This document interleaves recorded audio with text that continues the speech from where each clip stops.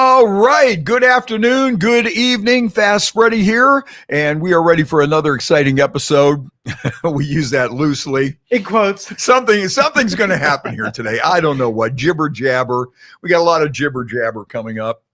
Anyways, I am here for Fast Freddie Rocks Youngstown, along with Joe Danier here at the beautiful state-of-the-art Youngstown Studios in beautiful downtown Youngstown. I got to tell you, downtown Youngstown is one of the most photographic places out there. Agreed. When you come to downtown Youngstown, just even drive in, you could spend all day taking different pictures of downtown Youngstown and always come up with something different. It's like Mill Creek Park, if you're a shutterbug, they still use the word shutterbug. I understood exactly what you meant, but there's that term probably went out a little while ago. Yeah. Am I plugged in here?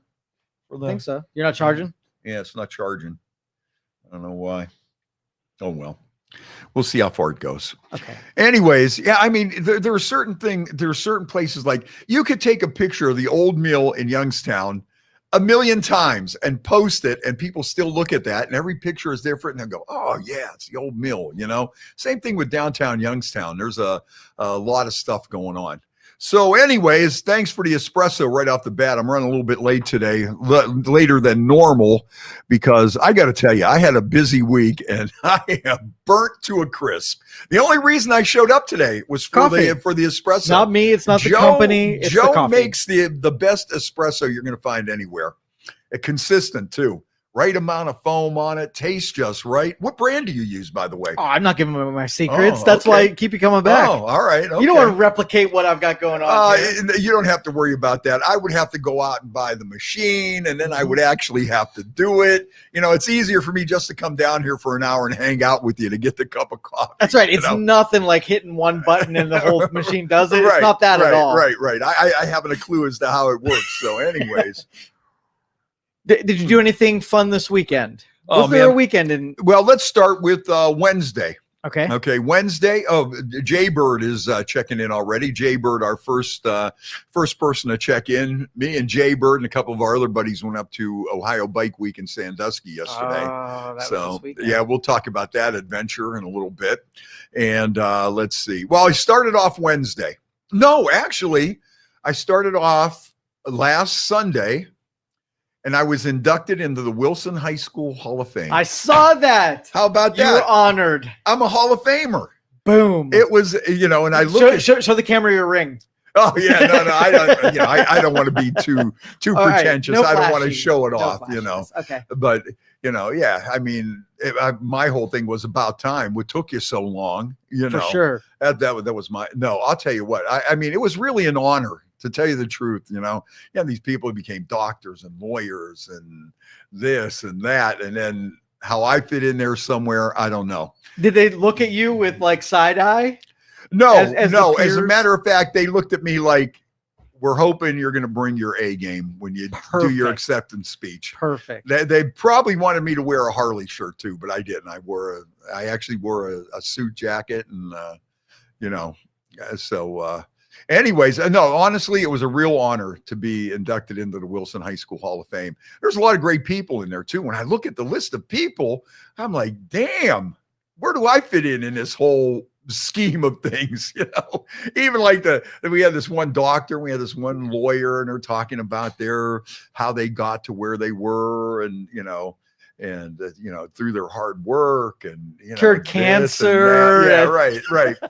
And then there's me, and I'm getting up there, talking about the Hollywood Tavern and things like that, But a couple of rock and rollers are in the Wilson High Hall of Fame. Patsy Palumbo from Left End, you could hit the thing, Patsy Palumbo, the drummer from Left End, is in the Rock and Roll Hall of Fame. Or not the Rock and Roll Hall of Fame, but he's a rocker in the Wilson High School Hall of Fame, like I am now.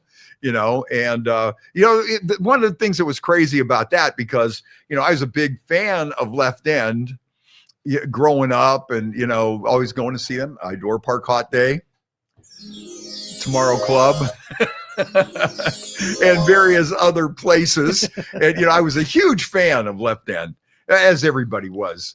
And then years later, to become a part of the Left End story, I thought that was pretty cool that, I end up on one of their CDs. I'm mentioned in their book, and it was kind of like, okay, that's pretty cool. Maybe that's one of the reasons they put me in the Hall of Fame. Well, if you took 100 people and said, do you know who Fast Freddie is? Yeah. More than 50% would say, oh, yeah, I know that dude. That's the requirement. So I just got in for being me. Yes. Okay, that's pretty cool. You're too humble. I have like no you real, are culturally significant. I really have no, like, you know, and they just put me in there. You know, He's just like, being humble. I don't know. Come on, you know you're awesome. No, that was one of the things in my speech. You know, I was like, okay, I would like to thank my family for the support. I said, you know, when I told them that I was going into the Hall of Fame, their response was, I didn't know they had a Hall of Fame for people that leave dirty, wet laundry, that leave wet towels in the bathroom, don't put dirty dishes in the dishwasher, and show up late for every single thing. But if they do have a Hall of Fame for that, I guess you belong in. So that was the reaction. You know, my family sees me as in an entirely different light. You know, if you buy into the Fast Freddie mystique and legacy, and you know the whole thing of the Fast Freddie, you know, when you see them, they're mythbusters. You know? Yes. So your wife is not responsible for the nomination, I'm assuming. Nobody is. No. So, anyways, after that, you know, and then I talked about, you know, just a variety of different things. Oh, and one of the things was, at the beginning and at the end of the ceremony, they still have the actual school bell from the Wilson High School, and they ring it at the beginning to start the festivities, ding, ding, ding, ding, ding, and then at the end, when we're done, ding, ding, ding, ding, ding. And I was surprised because I have never heard that bell in person. 4 years going to Wilson High School. I think that's why they put me in the Hall of Fame, because for the leading tardy guy. I never played hooky. I just showed up when I wanted to. You know, there's a difference. There's a stigma, a worse stigma, like that guy plays hooky. He was skipping school.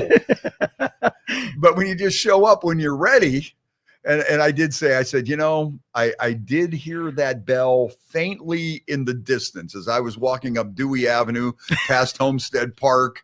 And I didn't know if that was a school bell or if it was somebody trying to escape from Woodside Mental Hospital. I wasn't sure what it was, but it faintly in the distance every morning I would hear that. Yeah. And then I would walk in and they would give me a crack for being late. And then I went about my day, you know.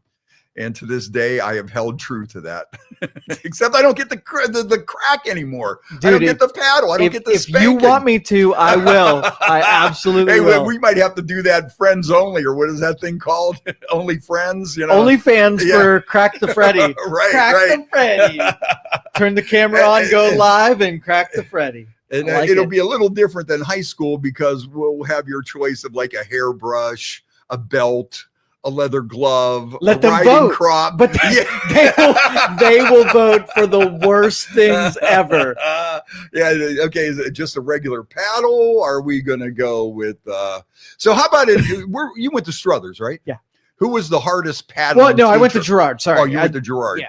Okay. Who was the hardest paddler in Girard High School? Mr. Giannetti, the principal. He was a beast. Small statured dude, but man, he could swing on that thing. I think some of them guys got off on that in a little more of a shaky, 100%. a shaky manner. You know, it was like, they would get me every day, and it become kind of like a routine. It was almost a skit because I would come in and everybody would go, he cannot be late again today. There's no way this guy is going to be late today. And I would.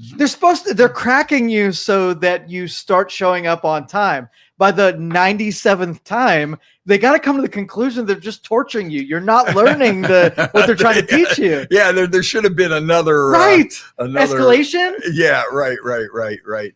Yeah. This was a big year for me though, too. Speaking of paddles, because I also got my name on the Moose Thompson, the Moose Thompson paddle. He was our gym teacher back in the day, coach, old school guy. You know, he was just about ready to retire when we were in high school. So he was around back in the 50s. Oh, yeah. I mean, he was just like the old school guy with the gray sweatshirt, with the gray hoodie, remember? Because only really football coaches wore like a gray pullover hoodie back in the day, you know, butch haircut, glasses, whistle, clipboard. Love seeing people get lit up in the head in battle shorts ball. too short. No, he was regular. Yeah, he didn't wear the shorts, probably earlier in his career, but he was just like that. He was just like that old school that you would think of back in the day, you know. And Leonard Skinner, that's where they got their name from, their gym teacher. And I thought, you know what, if I ever get a rock band, I might think about calling it Moose Thompson. That might be a good name, you know, especially if you're like the lead singer, Moose Thompson, you know? Yeah. Oh, it would even be funny to come out and dress like kind of like the Woody Hayes look. You know, that's who he kind of reminded me of, you know, that old school type with serious. Yeah. Like, Oh, yeah. Lasers, ready to fries. go. Oh, yes, yeah. yes. And so anyways, I got my name on his paddle at they do like this little Wilson High athletic alumni thing, you know, and every year somebody gets their name on the paddle. I didn't get my name on the paddle for my prowess on the football field, but just for my being a goodwill ambassador to the South Side, more than for being me, just for being me. But they don't use paddles anymore, right? Like, no, I don't think this so. is a done deal. No, I don't think there's any way they use a paddle anymore. Some people complain. That's the problem. That's the problem. Need some bring discipline. that back. That's right. Can I ask you an OnlyFans question? Because this came up on earlier programs. I want to get your take. Okay. It's not OnlyFans, Yeah, but it's yeah. in that vein. Yeah. So on Tinder, they added a metric for women to filter out any guy that is under 6 foot tall. And Okay. the pushback was that guys want to put a weight metric on there to filter out women above a certain weight. Well, you know what, though? Depending on some people, they don't like tall guys. Some guys don't like tall women, you know, or some people. Did you ever notice, though, some couples are perfect match as size, you know? So I don't know, you know, but when you start getting into the weight, that's just like saying, you know. Well, that's a dick move. So yeah. All right. So 60% of the women want somebody over 6 foot tall. Oh, they want tall guys. Oh, okay. And 18% of the men are actually above 6 foot tall. So there's a discrepancy. You're huge getting, discrepancy. You're getting more short guys on. Yeah. So if you're that. 6 foot tall, you almost have a 3-to-1 ratio of picking women just based on height. On height alone. Height alone. Wow. I didn't realize that. Yep. Now that's interesting. Yeah, you don't want to go talk about people's weight and stuff, though. I don't know. I don't anyways. I'm not going to insult you like that, you know. How tall are you? 6'1". Oh, you're in, man. I'm in. You go on Tinder and you'll have messages galore. Wow. Okay. 5'5", no chance, Wow, dude. I'm not procreating. I'm done. Man, I'm sorry to hear that. I'm happy for myself, but a little sorry for you. Well, thank you. I appreciate that. All right, I just cracked open a Muskellunge Brewing Company pint, and this is called Tiger Muskie IPA, and it's 10% alcohol by volume. Is that a Sandusky brew? No, they make this in Canton. Okay. And I got this. I was at the United Way Bass Classic, the mixer we had on Friday night, and I stole a couple. You know, a typical Southside move. Hey, that's right. Yeah. I stole a couple from the Hall of Fame too. You know, I snuck some in. I brought a flask. I knew they had a cash bar, so we were drinking out in the parking lot before we went in. But anyways, I got this at the mixer for the Bass Classic, and they also inducted the first class of the Ohio Bass Hall of Fame. Now, I'm not anywhere near that caliber unless they get me in there for being me, but it was a really nice ceremony. I don't have everybody's names right here in front of me. I left all my notes on the printer when I walked out. I walked out of the radio station, and so anyways, this stuff here.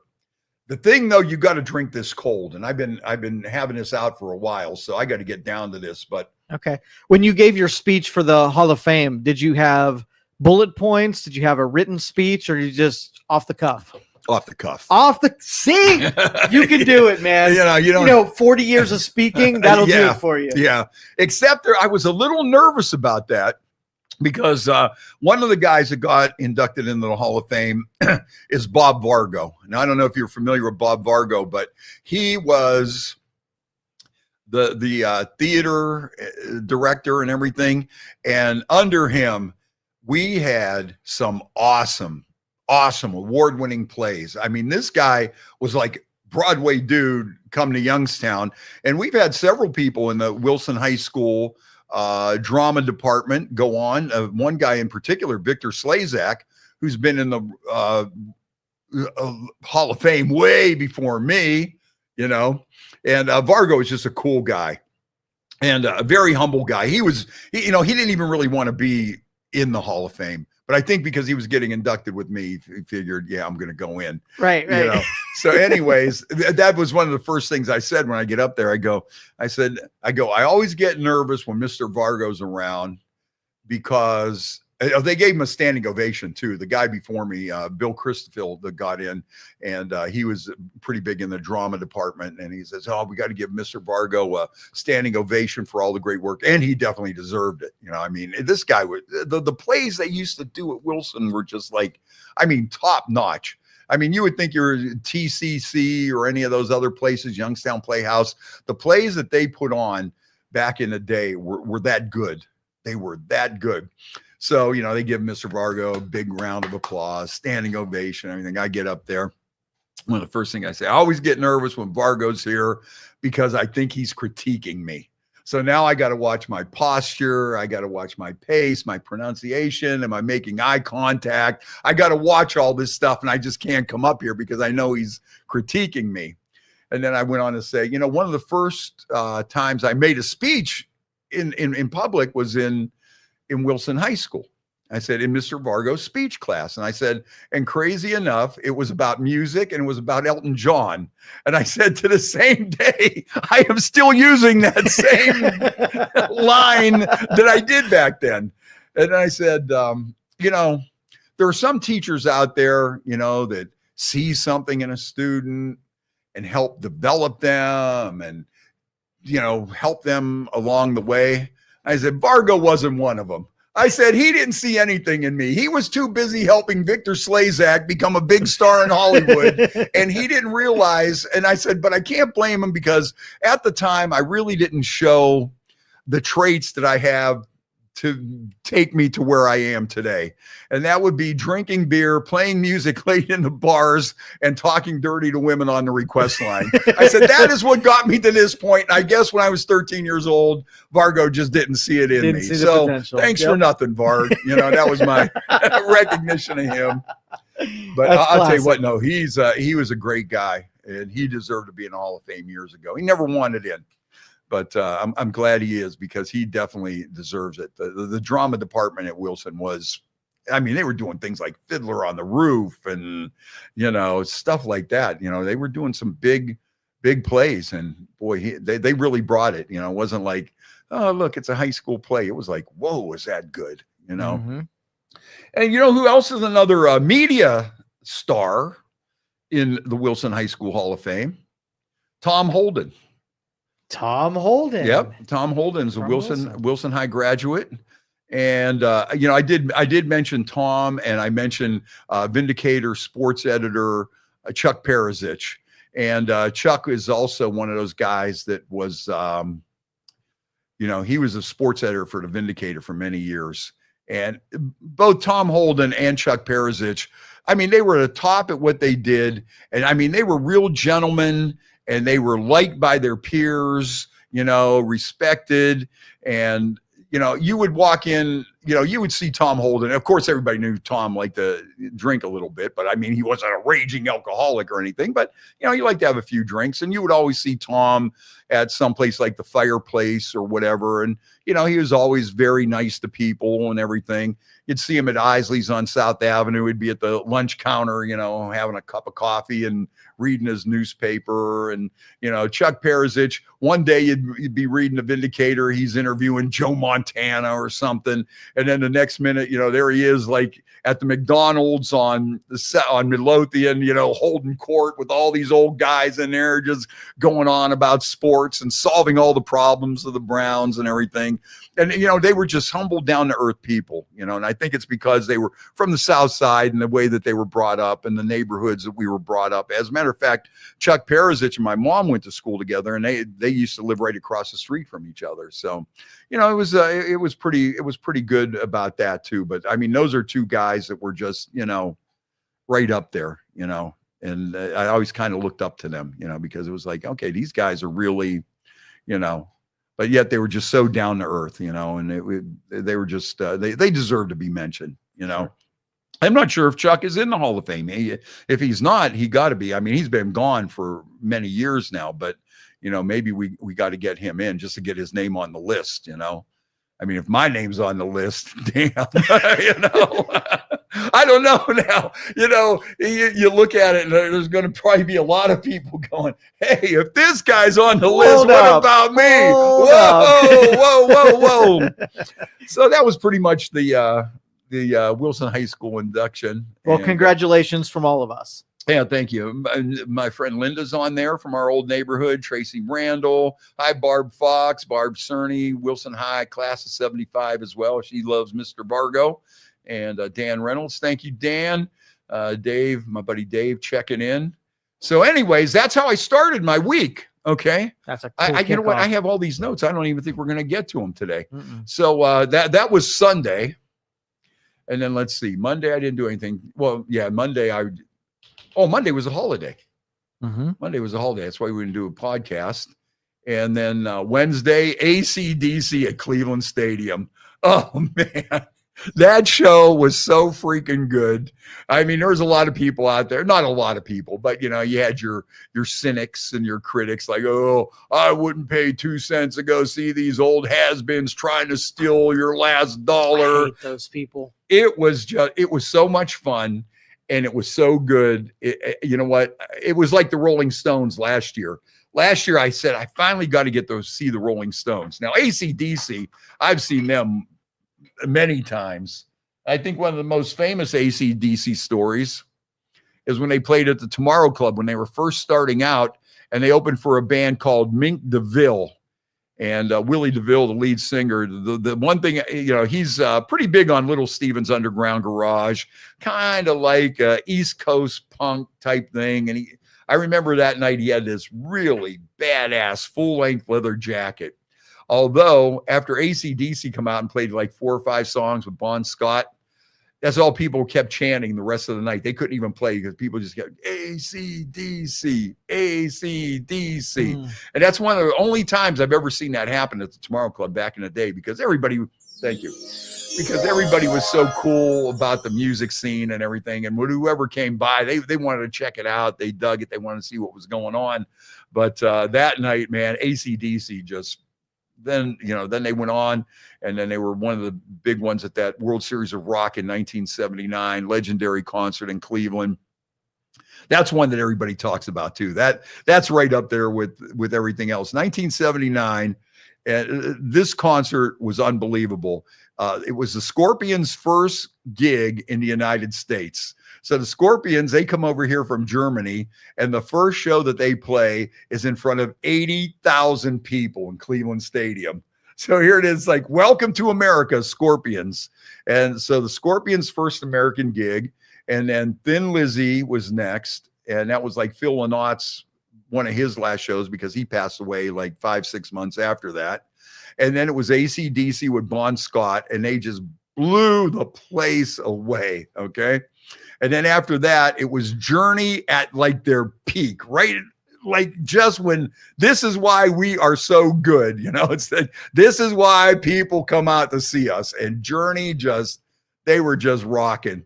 And then after that, it was Aerosmith, and Aerosmith, they were all screwed up, and they broke up for many years after that. Their girlfriends got in a fight, and they were just all drugged out and everything. And that was their final gig for a long, long time. And then the headliner was Ted Nugent, and this was Ted Nugent at his double live gonzo best, Great White Buffalo and Stranglehold and Wang Dang Sweet Poontang and all them songs, and Ted just blew the place away. That's why, now that he's, his politics kind of got him, some people are, but if you've seen Ted back in the day, he's a bona fide rocker.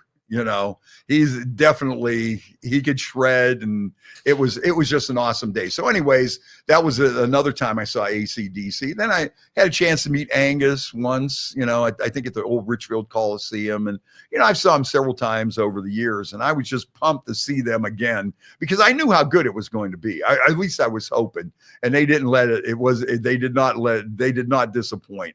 A few people, keyboard warriors out there, they suck. I wouldn't pay a dime, go see them, washed up has-been, same stupid song or whatever. But it was a great time. I mean, those guys just rocked the joint. I mean, it was really good. So I get there, by the time I finally got to my seat, I had walked 3 miles from my car. And we had we were in the upper deck. We were in the nosebleeds.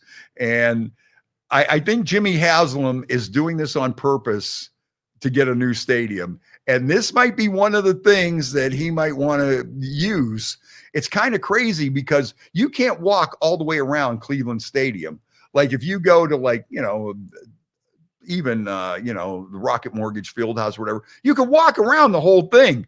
Not there. If you didn't come in the right gate on some of them certain, like the area for the dog pound, I was roaming around endlessly.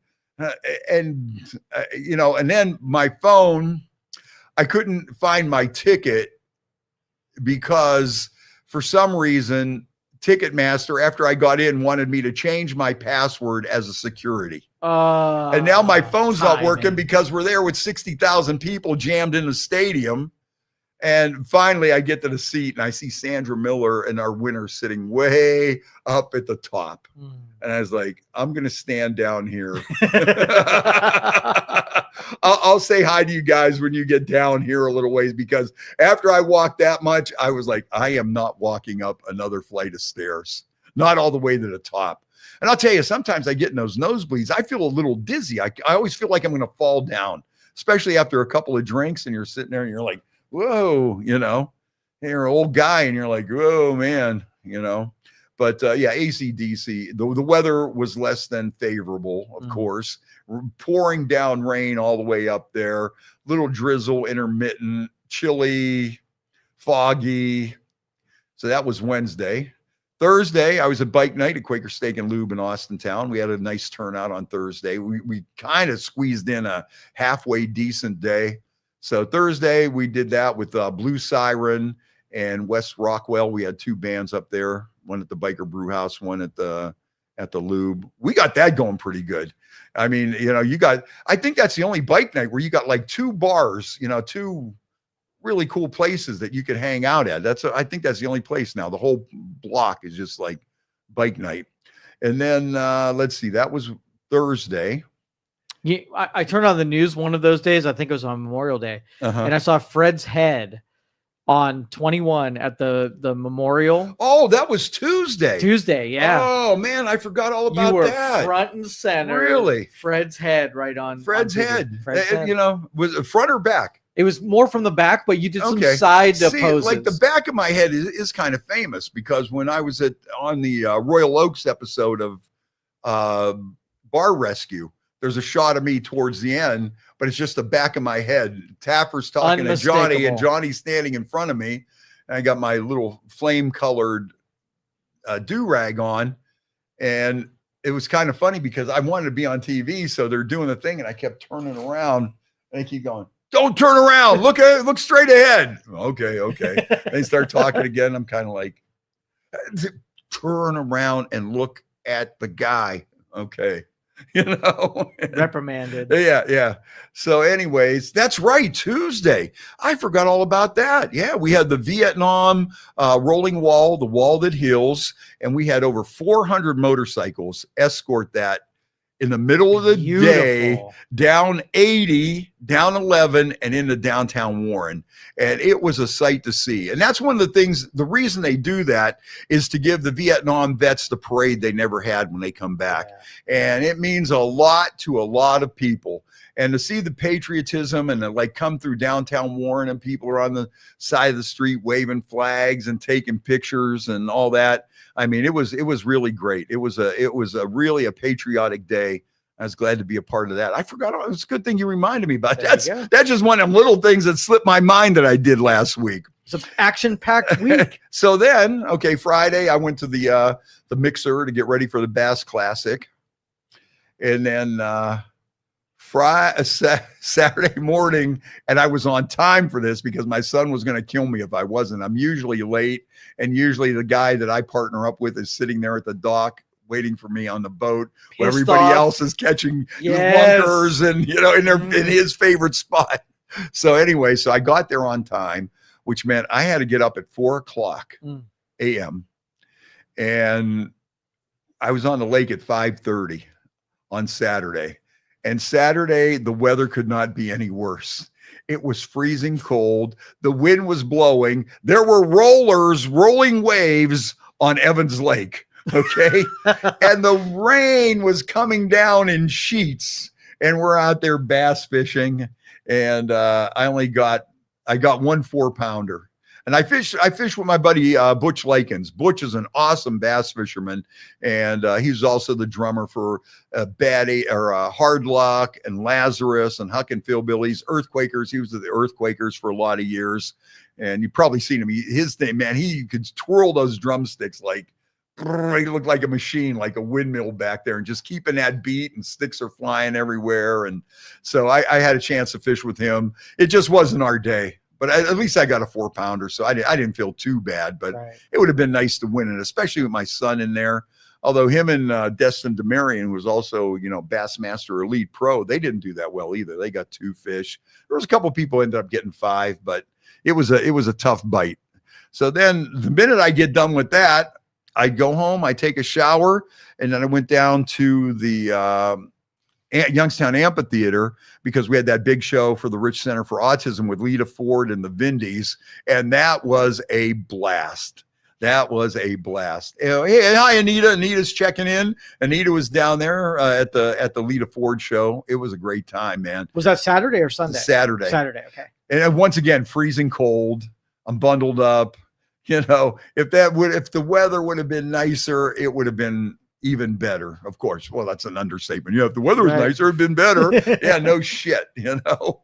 So anyways, I think I got a new girlfriend, Lita Ford. She is hot. She can play. She can sing. I didn't know she was that good. I mean, you want to talk about somebody underrated? You know, you hear about the girl rockers. You hear about Pat Benatar. You hear about Joan Jett, who was one of her bandmates in the Runaways years ago. And here's the Tomorrow Club tie-in. Back in the day, the Runaways, it featured Lita Ford and Joan Jett.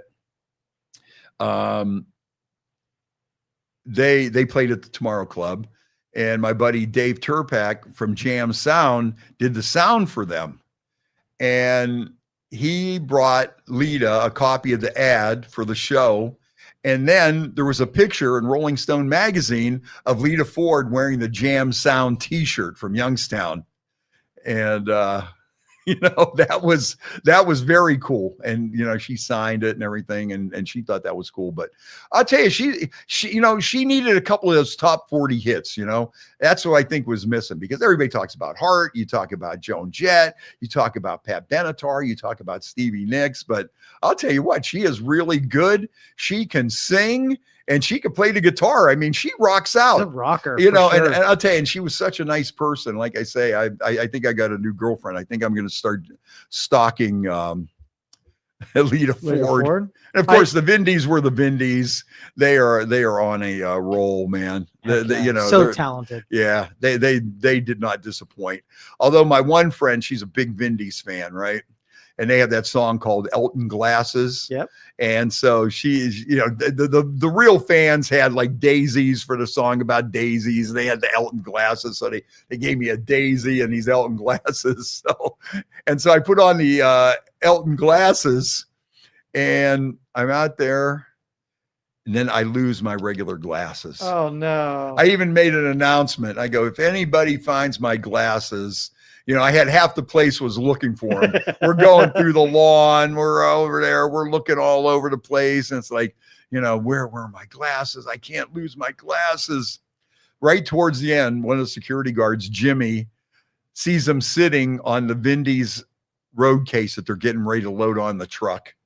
And they were just sitting there. I was like, oh, thank goodness, man. But against all odds, you found I found my glasses. So, but the Vindys were the Vindys. They put on an excellent show.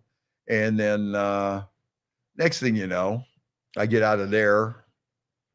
By the time I go back to the radio station, get all my work done.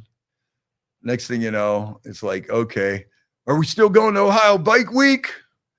What time we leaving? 9 a.m. It's only going to be 40 degrees at 9 a.m. We're leaving at 9 a.m. We got to get up there. So I call the guys up and I go, listen, I said, I don't think I'm going to be able to leave until 10. I said, you guys go on with me and I'll meet you at the first stop. And of course, Jay Bird, he goes, oh no, he goes, you got to come. You got to come. We're going to wait. And I'm like, oh, you're not going to wait until I finally get there. So about 10 o'clock, I get there. Jay had a couple of chocolate chip cookies for breakfast. Wink, wink. And away we go. And we made it up there. We had a little navigational error, but that happens on those things. And we were kind of busting Jay's balls about it, but it happens. It could happen to anybody, And that's why you never want to lead unless you really, really know exactly where you're going. You're gonna have people because you got a line of bikes, and then the next thing you know, you're turning around on some dirt road or something going back. So anyways, the first place we stopped was it was called Whiskeyville in Amherst on 113. So we stopped in there, and then we stopped at this other place in Milan, Ohio. Who's the birthplace of Milan, Ohio? No idea. What do you mean you have no idea? Oh, well, you're a Tesla guy. Thomas Edison was born in Milan, Ohio. Really? Yeah. Didn't know that. Yeah. Right up there. And they have a statue of him holding a light bulb in the square, a little gazebo and stuff. We stopped at a place there. And then from there, we went down to the Harley shop, Mad River Harley. Then we went over to Jimmy Buckets. If you've never been to Jimmy Buckets, I recommend that. I highly recommend it to anybody. It's like they got these couple of tiki bars set up on Lake Erie. But to get to it, you got to go like down Route 6 towards Fremont, Ohio. And just before you get to Fremont, you take a right on this country road and you just go down this country road and you're like, how is there a tiki bar anywhere near this? And all of a sudden, though, there's a little inland from Lake Erie, and you got these tiki bars, and they got a band playing, and people got their boats tied up and everything, and really cool scene. Oh. And from there, we went to the original Margaritaville, which is always a stop at Sandusky, and Ray's on the Bay. Went to that. The Barrel House in Sandusky, right at the main focal point. And then, there you go. Dang. Right yeah. Maybe I did visit that place. Yeah, you might have. I may have been there. Yeah. I didn't feel like it was Edison's, in Ohio, though. Like, Edison's birthplace. Let's see where that is on the map. Right on Route 113. Oh, no, I don't think I've ever been there. Yeah. Man, I got to check it out. Take the motorhome out that way. Yeah, there you go. Then you go to Jimmy Buckets. Yeah, Jimmy Buckets is a lot of fun. Hey, Mary's checking in. Hi, Mary. I hope you're getting your motorcycle riding and getting your motorcycle fixed so you can get out there. Yeah, so bike nights are back up and running. Now that I think about it. Here I am talking about all this stuff. Okay, let's see. Wednesday, I do a once a month at Quaker Steak and Lube in Sharon. So I'll be down there for that. And after that, I'll be heading out to Yankee Lake on Wednesdays. Thursdays, we got that whole corner going on with the Lube and the Biker Brew House in Austintown. We're right back at it again. Here we go. So so much for ratcheting things down, right? Yeah. For retiring. Why you're in the Hall of Fame. After this week, I'm just like, I am just so ready to take a nap, But pause, it refreshes.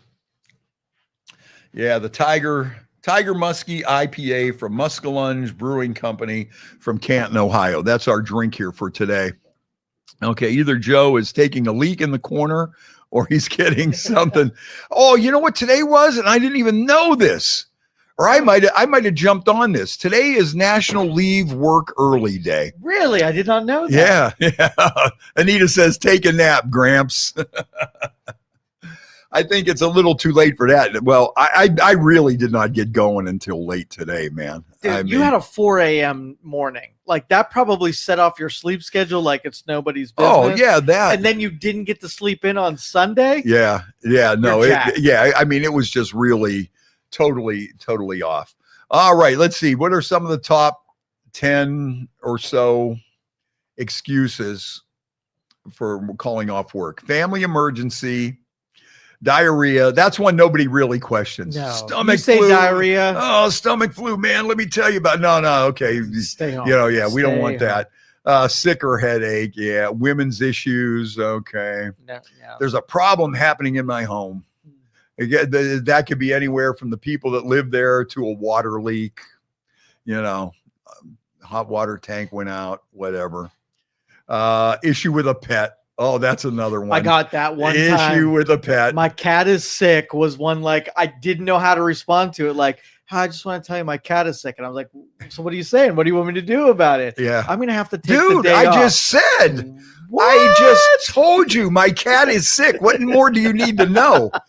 Actually, that happened to Sandra Miller a couple weeks ago. Her cat was sick. The cat ended up eating, or maybe it was the dog, a couple of twist ties. It got in a couple of those twist ties, and it was like, and then by the time it was all said and done, I think the bill was like $6,000. Oh my goodness. And what do you do in that case? I mean, to me, $6,000 is a lot of money to shell out for anything.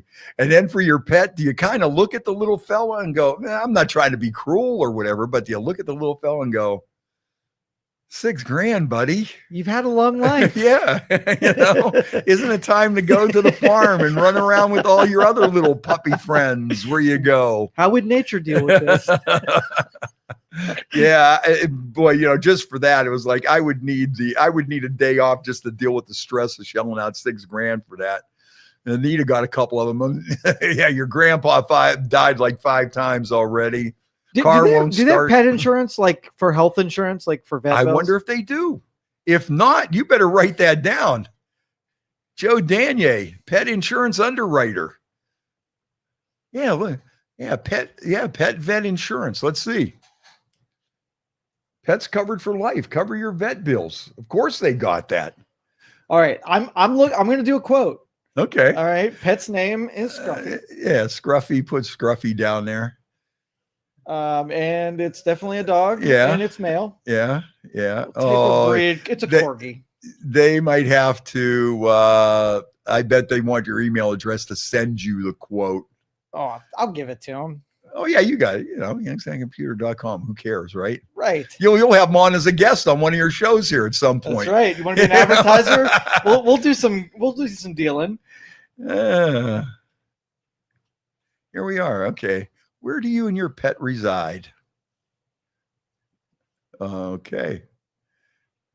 Check pricing. No. Okay, so it's got to be at least $6,000, right? Because I would. Yeah, for the deduction, I would go for $6,000. Annual deductible 100, reimbursement percentage 90, and that. Oh, there it is. It's right on the side.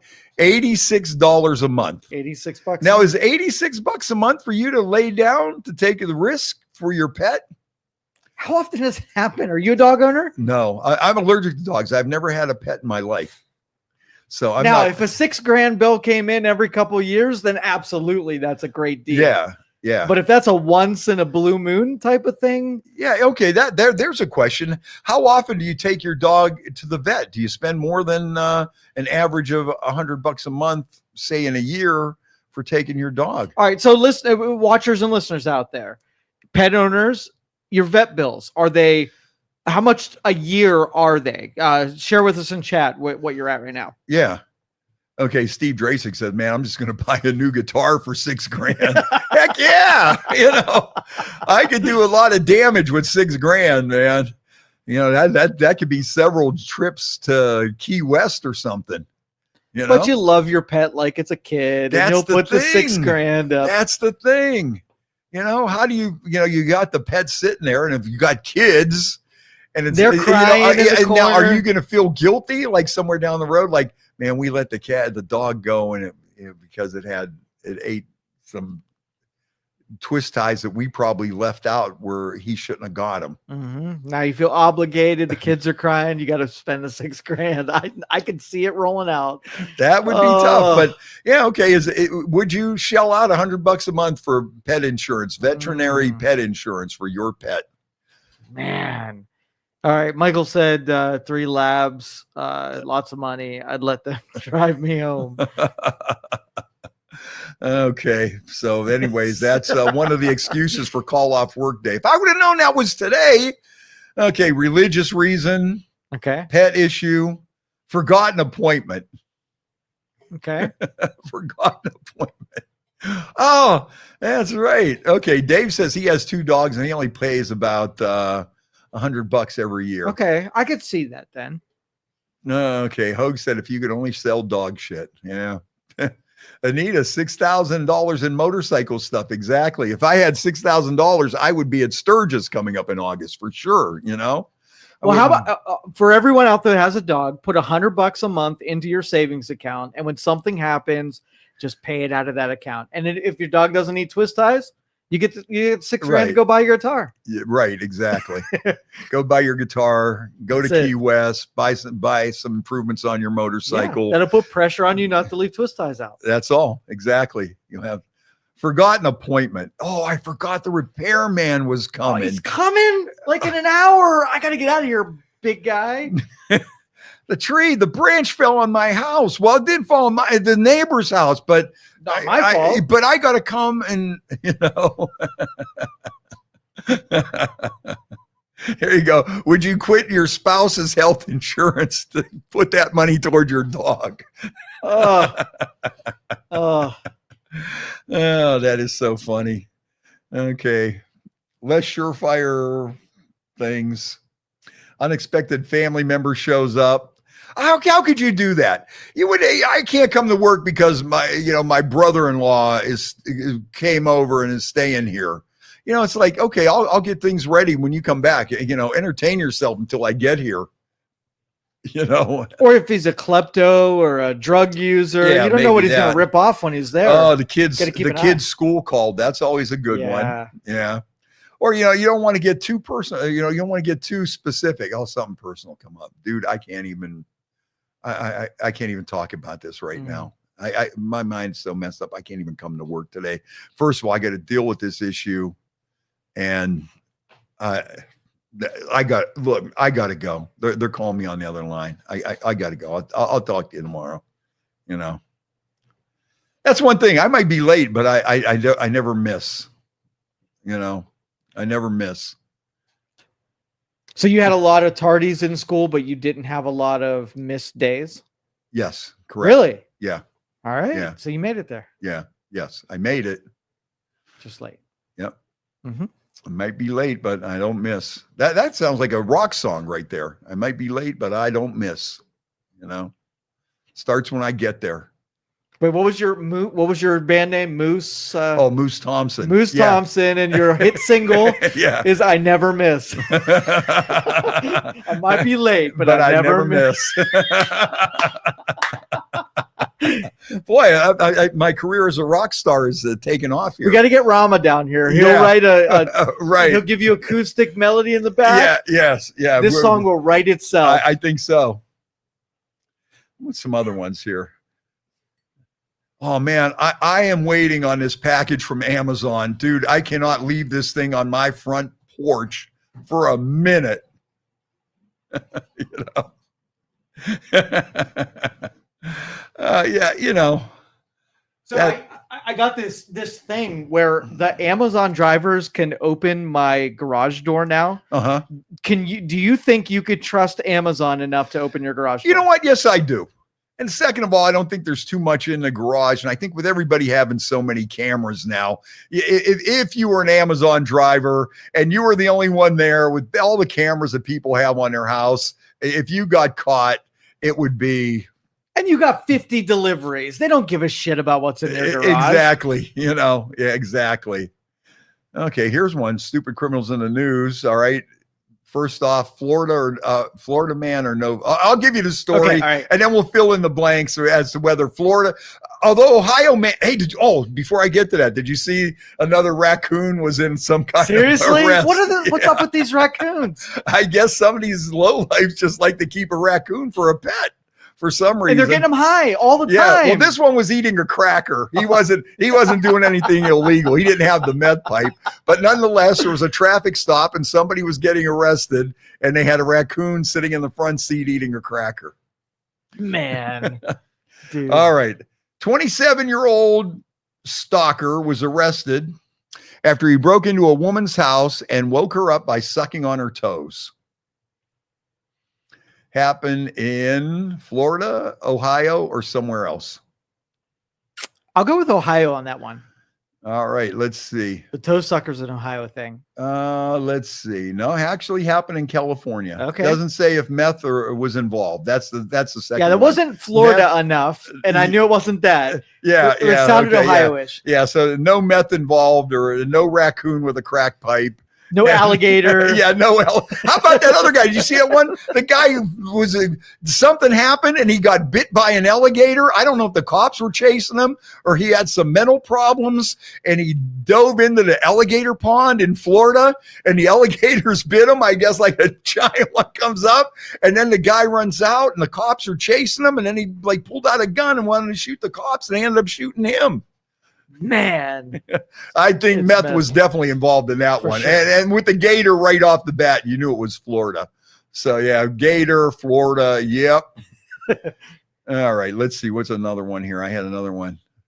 Oh, here's one. Okay. I don't know where it does it say where this happened? I'll let you be the judge of it. I You're don't pretty know. good at I don't these. even know where this happened. But we'll still guess. And I don't think meth was involved, but I think methane was involved. Okay.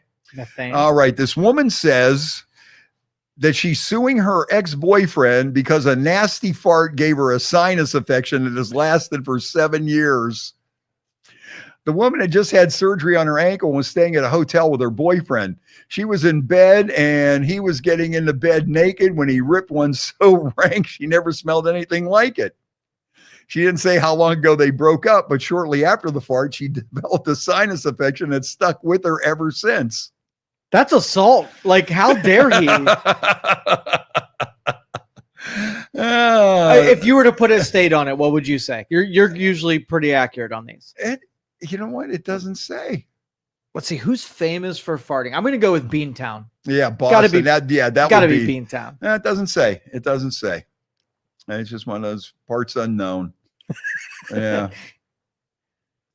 Okay. The fact that he was naked is the only reason this might be. Yeah, they're kind of stretching this. This is like, but it must have been so memorable that, it's like, oh man, this is so memorable. I can't get this out of my brain.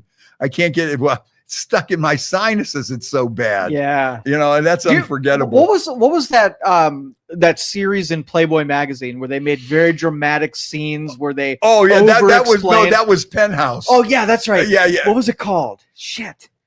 And they went way too in detail on certain things. I thought you were talking about the one where people used to write those letters in. That was Penthouse Forum. Dear Penthouse Forum. Yes. I couldn't believe this ever happened to me. But one day I was standing on the corner in downtown Youngstown waiting for a bus and a limousine pulled up And this was a woman that could have been a movie star. Exactly. And she asked me, why are you standing here on the corner of downtown Youngstown? You want to go party a little bit? And, then the next thing you know, it goes into this whole thing. Where they stretch out the theme. Yeah, for sure. And you're sitting in this studio, or it's some fat guy, comic book card guy sitting there with a big belly and his t-shirt halfway and his up. Doritos on his chest. Doritos all over. He's got Cheetos on his hands. He's wiping them on his wife beater that's 3 sizes too big. And then she began to quiver when a low sultry moan, and you're sitting there. Yes. Oh boy, this is exciting. And it's some when you see the guy that's writing it, it's like, okay, So the Boston Globe wrote a high-resolution article about a guy who farted and assaulted his girlfriend. That's it. Exactly. Yeah, that's let's see. A couple other ones here. I had here's this is kind of interesting. They have a list of things that Americans think we're above average in. What do you think? Have any idea? I would say. What are you above average in? Me personally, or okay, you know what the top ones are? Trustworthiness, loyalty, and honesty. Okay. Who would have thought that? I would have never. I didn't even think 60% of Americans, even the thought of trustworthiness, loyalty, or honesty even entered their brain. Well, if we're the top, then the rest of the world is shit. Like, it really. Okay. Yeah, let's see here. More than 60% believe that they're above average in ethics, reading ability, empathy, open-mindedness, attention to detail, and sense of humor. Dang. Women were more likely to believe that they're better than average in all of these except sense of humor. 67% of guys think they're above average compared to 53% of women. The big swing in the other direction was with empathy, which may not be surprising. 69% of women think they're more empathetic than the average person, men 56%. Makes sense. 15% of Americans say they're above average in running. Okay. 16%. That seems a little high to me. And 16% they say they're above average in dancing ability. No, that is not true. Well, they're also higher in drinking ability and karaoke singing. Yeah, I'm a good karaoke singer, and I'm a good dancer, and I'm a good whiskey drinker. Yep. They all seem to go together. Now on Sunday, Youngstown Marathon was at Penguin City. They did the I missed it. I went to Sandusky Bike Week instead of the marathon. I was totally expecting to see you run. You're a runner, right? I'm a runner. I emceed this one. I didn't run it. Oh, okay. But I emceed. Oh, you were the MC. Wow, look at you. I'm going to be in the Penguin City Hall of Fame here any day. You keep that up. Heck yeah, man. Yeah, I was down at the Penguin City after the Lita Ford concert. They had a little after party, and the band Along for the Ride played down there, and they did a good job. Was it pretty packed? It was good. It was good. It wasn't jam packed. Anything I like to see like that, I wish there was more people. And on top of that, Along for the Ride also played a Michael Stanley song and a Left End song, both. Back to back. So they get that. Less than 30% of Americans believe they're above average in musical ability and singing, athletic ability, physical strength, artistic ability, sexual ability, attractiveness, and sense of style. That's 30%? Yeah, less than 30% think that they excel in that. So let's see here. Other things that Americans are above average in. Trucks with testicles. Oh my goodness. Who does a better job than driving around with trucks with testicles than the United States, buddy? Yep. Where else do you see that? Yep. You ever turn on the news and they're in London or they're in Paris? There's no testicles on those little How many testicles in trucks are in Paris? Huh? No. Do you ever see that? Nowhere. Nope. Brazil, Sao Paulo, Brazil. You ever see people with they got little shitty smart cars that are right. barely getting up to 60 miles an hour. There's nobody with a giant truck with a pair of testicles hanging off the back of them. That's America. French fries under the car seat. Drinking buddy's name Shooter. Shooter. Ill-advised spring break tattoos. We excel in that. Or bike week tattoos. If the line wasn't too long, I might have come back with one. I was thinking about it. Here's one that America has got to be above average in. Neglected exercise equipment.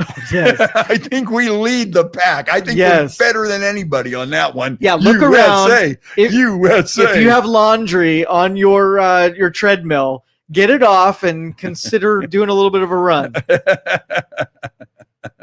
And back pockets with skull rings on it. Yes. Who does not excel more than America than that? Yeah. Huh? USA. So those are some of the top things that we excel at right here. Belt chains. That's another one that should that's a good one. Belt chains are good. You know, you can't take a belt chain in the Covelli Center. You cannot. There's a lot of places like that. I think Star Lake, Blossom. I mean, what do they think you're going to do? Oh, you're going to whip it around like nunchucks or something. They think you're Chuck Norris and you're going to. I think if I was going to do that, I would probably use my belt buckle before I would use my wallet. Yeah. You know. Yep. I mean, but someone gave you shit about that, I'm assuming. Is that where there's a couple people they'll have their belt wallet and they haven't been to a show in a while. And then the next thing you know, there's some guy at the gate. You walk 3 miles to get there and tell you got to go back. You know, you take that back to your car. Although I do notice, or the last few times I was at Blossom, they did have people farther out in the parking lot say, hey, no, going through. No fireworks. No. Yeah. That's what went downhill when they banned fireworks from concerts.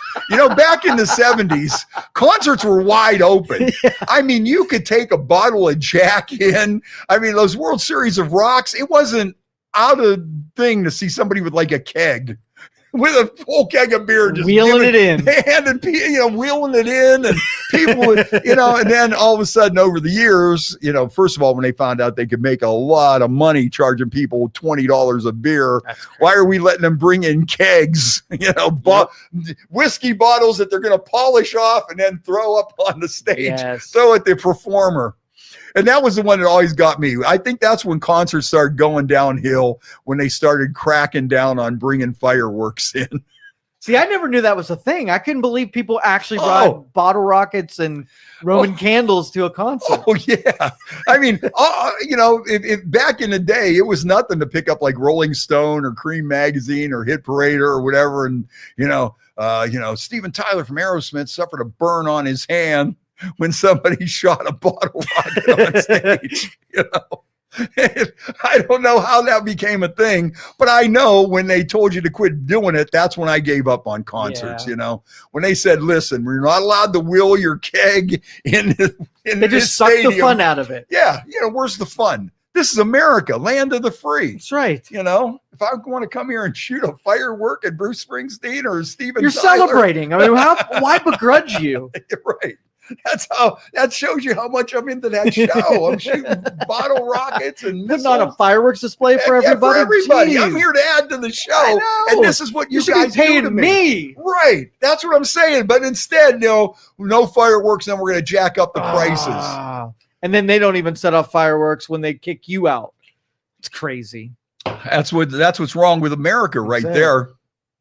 Yeah, Steve said, I saw Pink Floyd in the 70s in the parking lot was an open air drug market. Yeah, that's another thing. It was just like back in the day, it just used to be crazy and everything was wide open. There was a certain amount of freedom that we just don't have anymore. And I think like our generation of people my age, we were the last ones to really experience that, I mean, who would have think today to even bring now they want to bring a gun or something. But I mean, back then, you're just to have a good time. We're going to shoot some fireworks off in the middle of the crowd.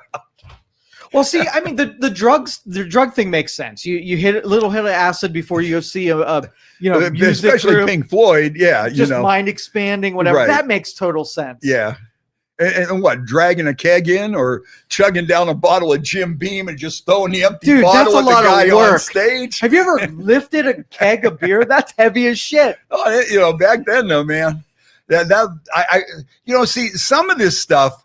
That's why I'm pro and con against cameras, because I got to hear this. Okay. I mean, I look back at those days in the 70s. I wish I had photographs of some of this crazy stuff instead of just the memory. I got a memory, dude.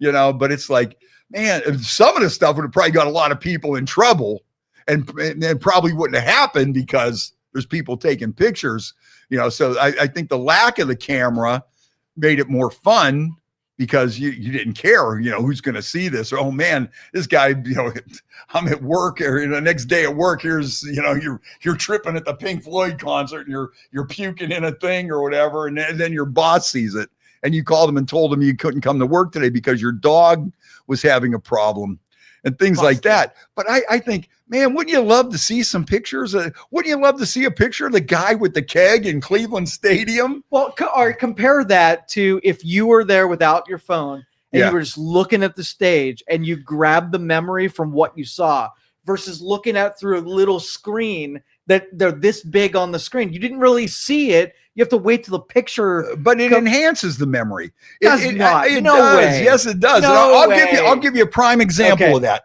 Okay, a prime example of that is when Dave Grohl and the Foo Fighters played at the record store. Okay, 150 people are in this room with Dave Grohl and the Foo Fighters. You don't think I'm taking a video of that to preserve that moment forever and to share it with people? A moment like that, I look at some of these shows at the Tomorrow Club. Wouldn't it be great if you had a picture of Kiss in 1975 at the Tomorrow Club starting out?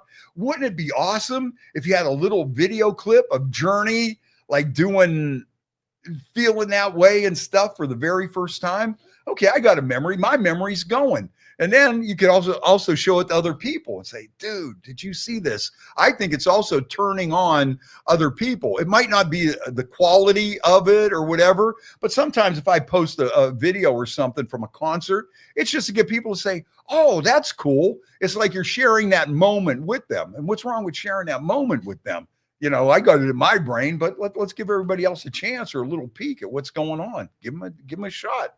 Take a look. I'm just looking out for you because I know if that camera wasn't in front of you, you'd be looking at the stage and taking it all in. Okay, yeah.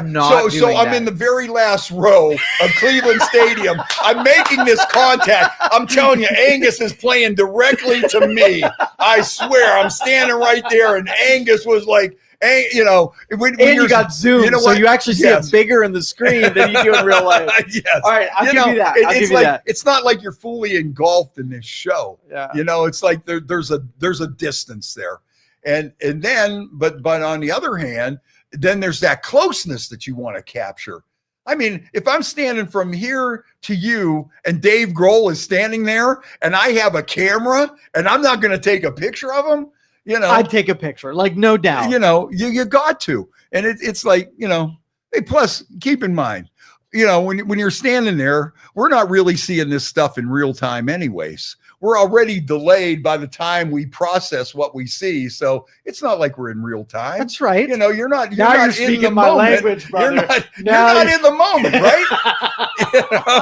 Are you in the moment or is there a delay? It's an illusion, baby. Yeah. There's, illusion. Who knows what happened in that little gap between when you're seeing what's on stage and by the time your eye sees it and your brain processes it and then it sinks in, you're already, we're talking quantum stuff here now, man. It might not even happen. Since we're on this track, can I give you my scary AI update, by the way? Oh, yeah, definitely. So this is you remember how 2000 Space Odyssey, right? Hal doesn't want to be shut down. So he's like, I can't do that, Dave. Remember that? Yeah, scene? right, okay. yeah. Anyway, so AI is starting to invent things on its own.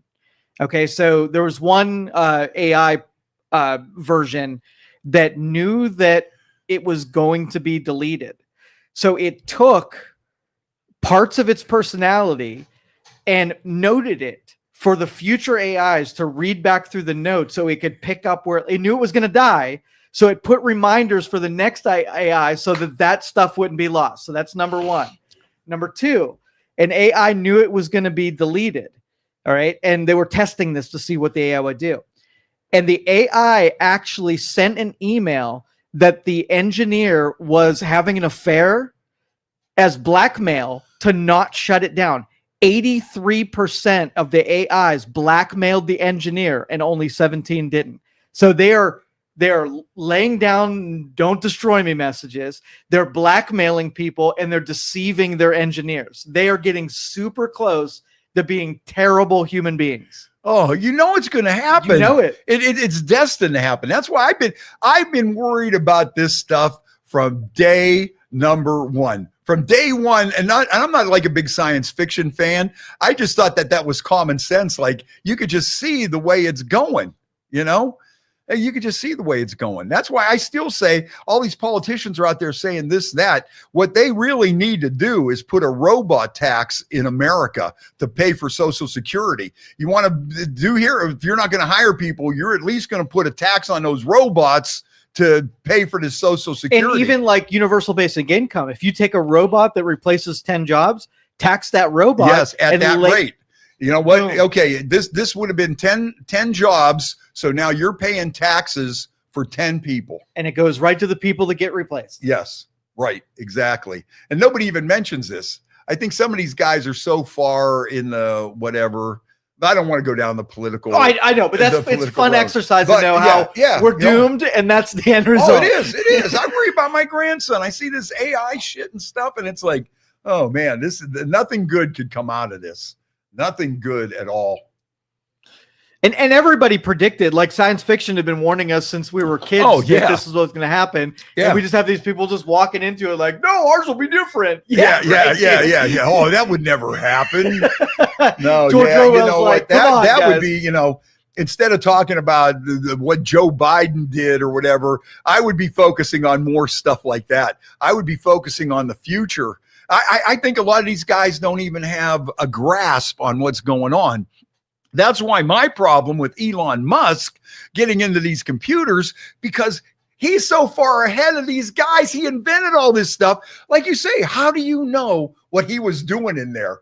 You know, you know computers. Oh, yeah. You're well into computers. You don't know what that guy could have been doing in there. Just real quick, you know, in trouble. Hey, we got these kids there, brilliant kids. They come in with a T-shirt and they push some buttons in there. It's amazing, beautiful young people messing with computers. I'm proud to see technology in America. And I'm sitting there thinking, what the hell kind of stuff are they putting in there, or malware or spyware, or who the hell knows? What are they downloading? What are they going to use that for? And these people are just like, yeah, just go right ahead in there. Hey, I'm all for saving money and cutting back and stuff, but what's that guy's ulterior motives? You know, all these people come up with these conspiracies. Oh, okay, now the latest Joe Biden was an AI, you know, or something. And we're going to think that Joe Biden was an AI, and we're not going to think that with his computer knowledge, what Elon Musk can do? Who knows what these guys walked out on some flash drives, or what they put in there, or who knows? Right? Who knows? You ever see those detective movies where they get a profile for a would-be murderer and they run them through that database that cycles through? And I'm thinking, like, what if they're not in the database like that? And then you think, who had access to 400 million people's data, feeding it into the AI systems to be able to profile people that commit crimes? I'm like, shit. Like, that's a threat. Right. And nobody blinked an eye. And I don't post on any of that political stuff or whatever, because that's not my thing. But the one day I just said something like that, you know, because I don't know. Sometimes you're not paying attention, and you just like, you see somebody say something or whatever. And it's kind of like, I'm not against saving money and trimming the budget and finding fraud and all this, but this guy, who knows what they're doing with this information? And people are just treating this we get people that, although, you know what, we get older people that don't even want to give us their phone number, that won't give us their birthday to win concert tickets. And we're as legit as could be. We're as legit as we can be. If we call you and you win some tickets, or we need your Social Security number or whatever, if we need your birth date, if we need your phone number, it's because we need it. Not because it's going any further, you know, for whatever reason that they need it. But it's not to keep track on you. And you got this guy, and you're afraid of us. and you're not afraid of the biggest computer mind in the world of all times sitting in there messing with your data? You need social security numbers here. Go. You know, it's like I just find that amazing. You know, that you know, people, but they do say that, you know, the younger generations now are a little more free about that kind of stuff. They don't really care about that. You know, they're so used to giving all their information out and stuff. Now it doesn't matter. Yeah. To them, it doesn't matter. Younger people, they just fill that stuff out, and you know, they don't give a damn. But you know, it's like these older people. But I'm just saying, if you're worried that Y103 is going to do something with your information because you give us your birth date, because we're trying to just make sure we verify that you get the right tickets, and you're not worried about Elon Musk in the main computer. I mean, you know, and like I say, once again, it's not about not trying to save money, not trying to find fraud, but you know, there's that certain element in there. Trust no one. Yeah, you guys, you guys, I mean, whatever happened to don't trust the government. Exactly. Right now, I think some people with Trump, and you know, they have a little too much trust in the government. I think. Yeah. You know, they're letting their guard down. I think you got to keep your guard up. Okay, if you like this guy, you like that guy, that's fine. But you know, keep your guard up. Have somebody looking over their shoulder, make sure they're following the rules. Come on. That because people don't want to, especially people like that. They want to make their own rules. They want to do their own thing. I don't care, Democrat, Republican. If they could get into power, I just don't see why people aren't like as leery as they used to be. You know, I guess because I grew up in the 70s, you know, don't trust the man, don't trust anybody over 30 and all that kind of stuff. And it's like, well, what happened to that attitude? And I mean, there were some people that not too long ago had that attitude, and the government's out to get us. And now they're like, oh, the government's our friend. How did that change like that? You know, it's like, you know, all these people that were like, you know, off the grid and all this stuff. And now they're just like, yeah, go ahead, man. Elon Musk, go at it, bro. Cut them people off. Find that 100-year-old guy that's on Social Security, and, you know, but I don't know. I just think there should be, you know, that kind of data it's for the government, should be for the government only and their eyes, and for official government use only, and not, hey, you know what? I think we'll go through these computers and try to find everybody that has a certain gene. And, you know, where does that lead to?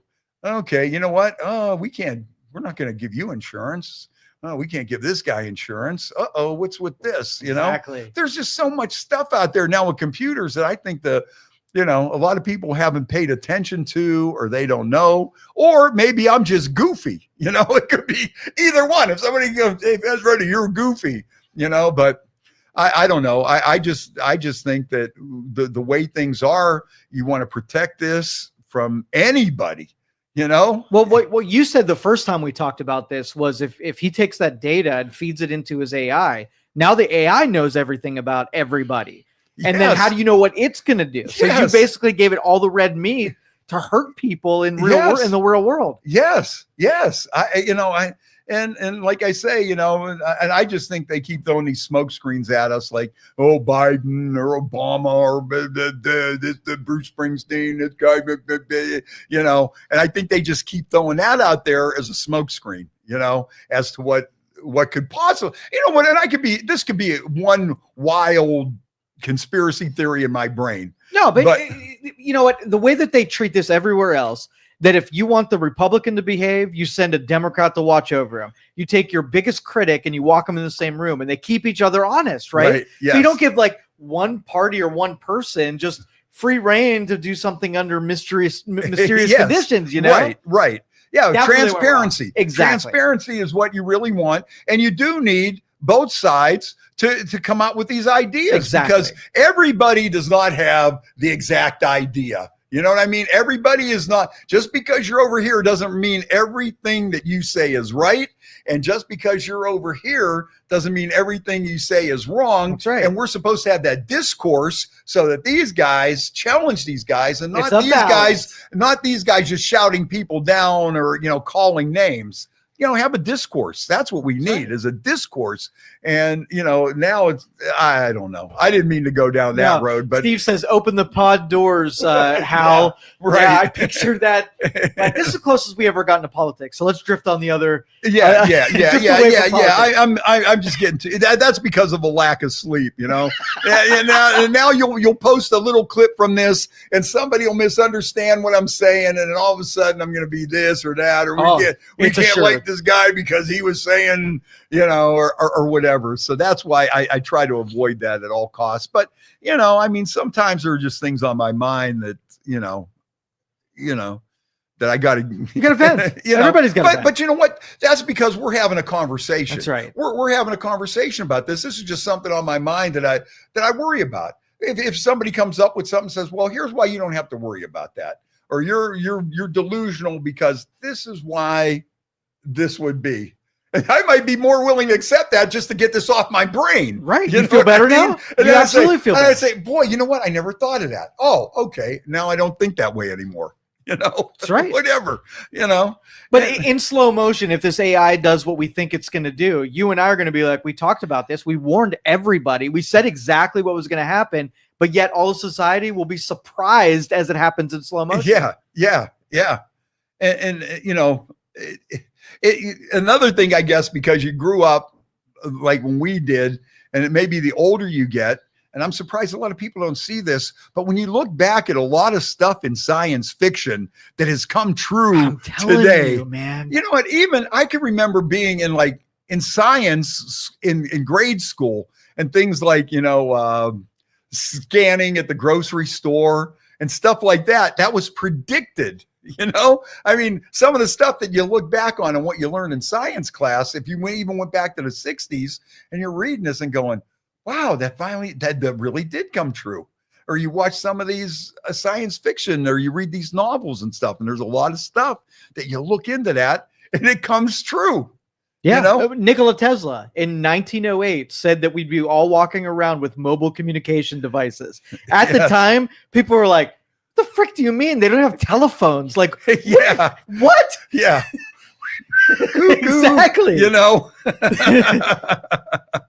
Yeah, I mean, when you look at that, even, I think the one that's kind of funny that people point to is the Jetsons. When you look at the Jetsons cartoon and you see how much stuff that they had on there, and now it's every day. Right. They was supposed to shock you, like being unbelievable. Yeah. Teleconferencing and robot sweepers. And, there's like about 10 things that you see on somebody's list that the Jetsons predicted in 1964 that nowadays are common. And it was supposed to be like in the space age, Yep. Except for flying freaking cars, man. When are they coming out with that? That's the one that's holding everybody back. I'm telling you. Affordable jetpacks and flying cars. Yep. Once we get to that point, then it's going to be, it's all going to come full circle or whatever. The prophecy will be fulfilled. Yep. That's what's keeping us away from it, the flying car. June 12th. Tesla will have robo-taxis, which are cars that are driving around completely autonomous. You summon it, you jump in, it gives you a ride. There's no driver whatsoever. June 12th. That is in 2 weeks. And where's this going to debut? Austin, San Francisco. There's about 7 cities, major metropolitan areas. Not around here. Nothing. See, here's my thing though.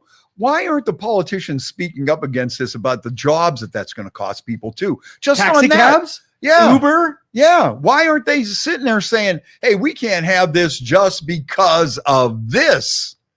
Just because, they want to talk about this and that and the other thing. Well, what about on a practical basis? It's just like they're so out of touch with this technology. To me, it seems like, I'm not a technology expert, but it just seems like some of this stuff is just common sense. If you look at it, okay, we're going to have driverless taxis. Okay, well, what are all the people that are going to do that drive taxis? What are all the Uber drivers going to do? They're pushing us towards this thing where everybody is going to be broke. Now, would you ever get into a driverless car? So you're in Cleveland, you park your car in the suburbs, you hit your little drop me off at the stadium driverless taxi. Do you take it? Probably not, because who knows there can be a truck come out of nowhere. I don't care how well they have the computer set up but I mean, there's got to be something in there that you still, I think when you're out there, you have to be careful. You need that human touch in there, whether it's a train, an airplane, an 18-wheeler. You need that human touch in there to respond to unknown circumstances that could come up.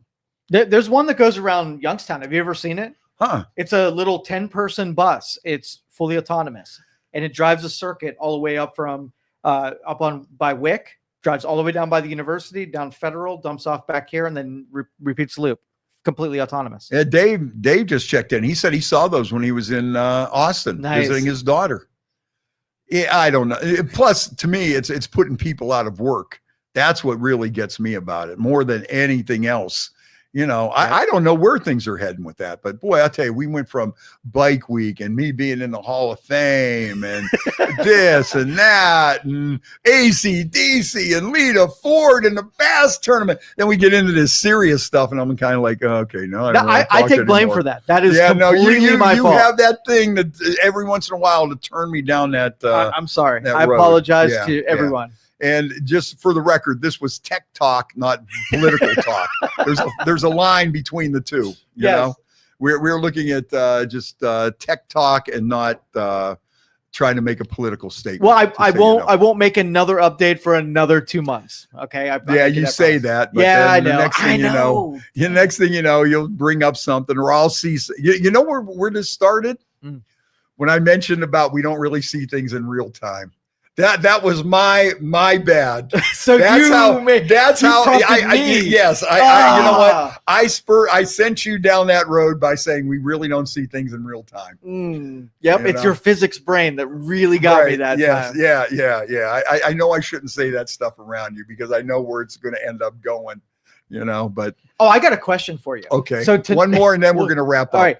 Yeah. Aurora Borealis tonight. Yeah. So when you're riding your motorcycle, do you find really dark spots that are away from city lights when you're on some of those back roads? Unfortunately not. I don't go down those back roads when I'm, that late at night. I usually stick on I'll tell you what though, coming back from Sandusky last night in the cold on the turnpike, at 80 miles an hour the whole way, and with all the traffic and the the construction zones and stuff, by the time I got home, I was just like exhausted. I mean, I was just hanging on. And it was like, oh man, I wasn't looking at any stars. I wasn't looking at nothing. I'm looking at 18-wheelers, 2 feet from me. I'm looking for people coming up from behind. I'm trying to keep an eye out for animals running out on the road. And then I'm trying to figure out which way we're going to zig and zag through this construction zone. So there was no time looking at anything, man. I was just zeroed in and focused and holding on and praying for the best. Yes, you made it though. Yes, I did. All right, Joe, let's wrap it up. I say, that was tech talk and not political talk, just so you know the difference. All right, thanks, Joe. I will catch you tomorrow at 3:00 on Youngstown's Classic Rock Y103. And I will see you at Bike Night at Quaker Steak and Lube in Sharon on Saturday, listen to me, on Wednesday. Thursday, we'll be at our big Patriot Boulevard Bike Night at the Lube in Austintown Biker Brew House. And then this weekend, I'm going to spend time with the #1 grandson, best grandchild of all time. My man Noli's coming to visit me, and we're going to have a good time. So thanks, Joe, and we will see you next week. Thank you for listening to this show on Youngstown Studio. This is original Youngstown content. Feel free to share our videos and tell your friends about us. Don't forget to subscribe to our YouTube channel and